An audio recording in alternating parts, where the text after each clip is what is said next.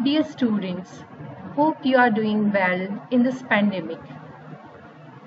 You must use your time to develop good innovative projects and to explore the case studies taught in the Big Data Analytics lecture. Course details are already been shared in today's lecture, though I repeat my name, my email address, my phone number and my seating details in this slide. Just note down it again.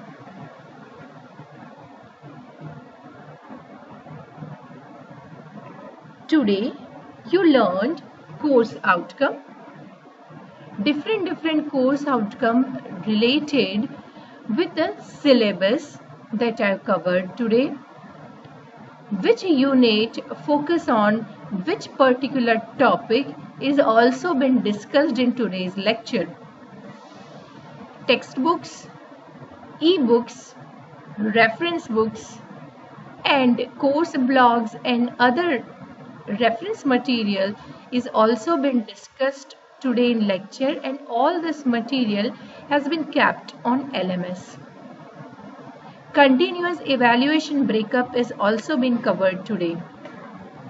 As you know that the big data has become a big game changer in most of the modern industries over the last few years. As big data continues to pass through our day-to-day lives, the number of different companies that are adopting big data continues to increase. And that's why I decided to start up with some case studies. I've taught in first lecture Walmart and Uber case study. It was just the brief introduction of those case study. I told you the tools and technology point of view is being used in Walmart and Uber from the big data point of view. In tomorrow's lecture, in next lecture, I'll be teaching you the Netflix case study. The Netflix is so much popular nowadays, and how the big data analytics is being used in Netflix and how the customers are being increased day by day. Then we'll start from the unit 1, big data introduction.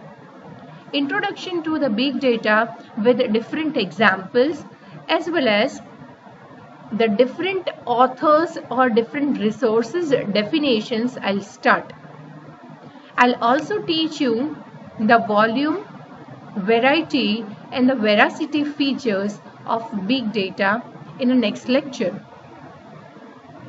As far as the variety is concerned, the structured data, the semi-structured data and unstructured data with different applications, and of course any of the real-time application is being given to you and you must identify that which type of data is used over here. That is the outcome of the next lecture. Thank you.